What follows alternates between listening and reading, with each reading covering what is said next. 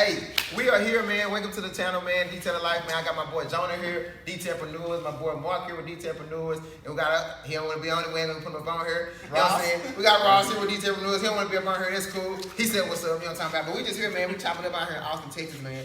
And we just sitting here talking, man. I said, you know what? We gotta start recording something. We gotta get some kind of footage and just talk, bro. About retainment, like employees and stuff. Okay, yeah. So with the employees, bro, like, okay, so people ask me all the time. They want to try to get on with Carter's car carrier and stuff and start detailing. And I feel like they try to, with me, like personally, it's hard for me to try to bring people in because it's like, bro, you only see where I'm at now. So I feel like you're just trying to get in just because you're like, oh, you see the success. But when I was starting, like, wasn't nobody like really, you know what I'm saying, wasn't really trying to mess with me.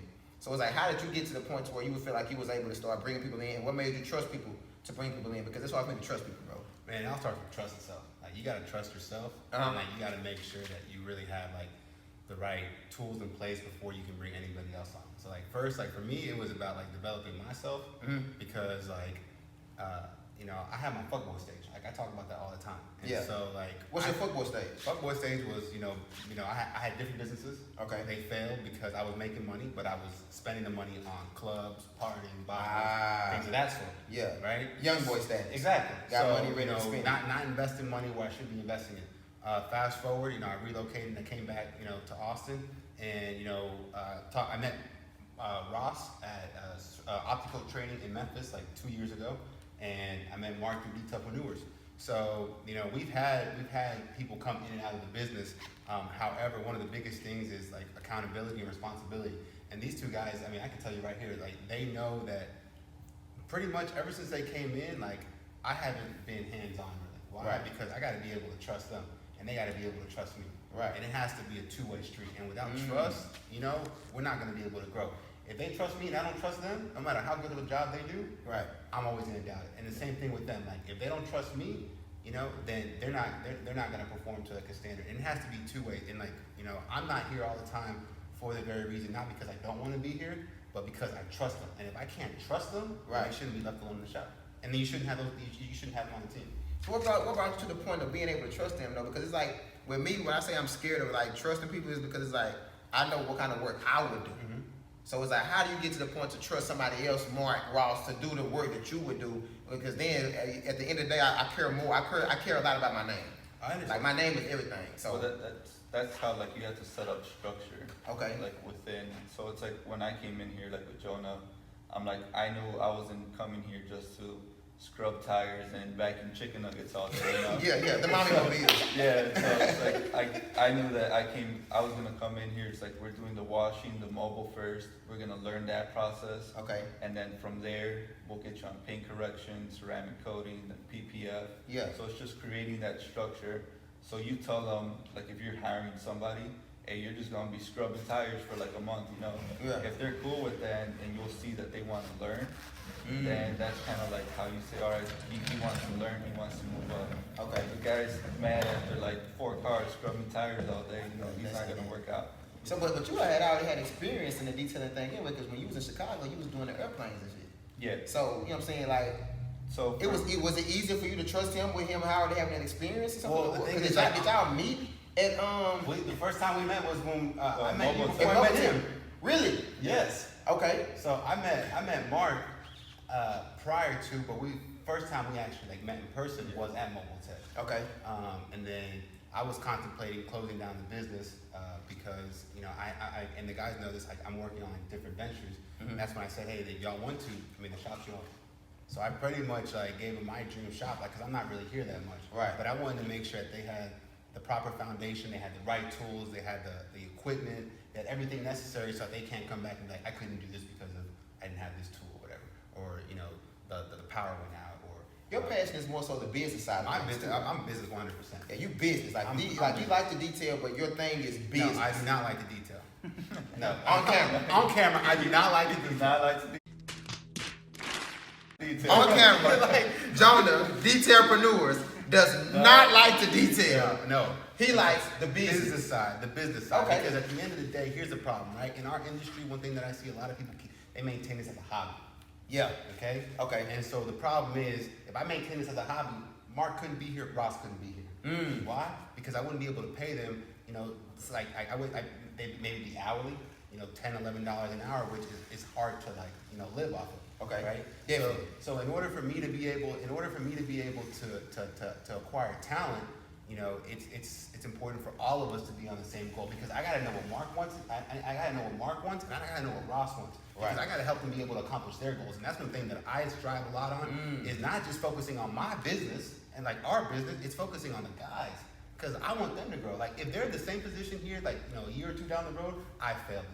That's a real boss move though, because bosses guarantees that everybody's gonna eat. Man, everybody And, has but you have to bro. know what it is that your people want and like what their goals are for you to be able to do your job effectively, to be the boss, to make sure that they can eat. Yeah. You know what I'm saying? So you have to. So And that makes sense. I bro. don't even like to use the word boss, man. I like to see myself more as a coach, as a leader.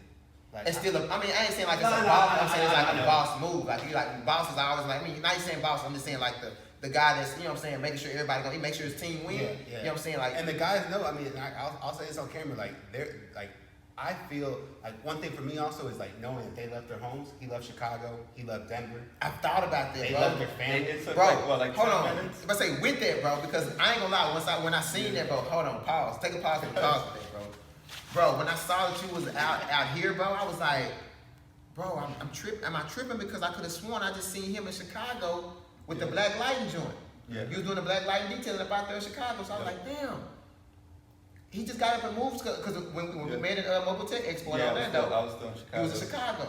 Yeah. Then all of a sudden I see Mark Detailpreneurs. I'm like, boy, am I tripping? It was during the pandemic too.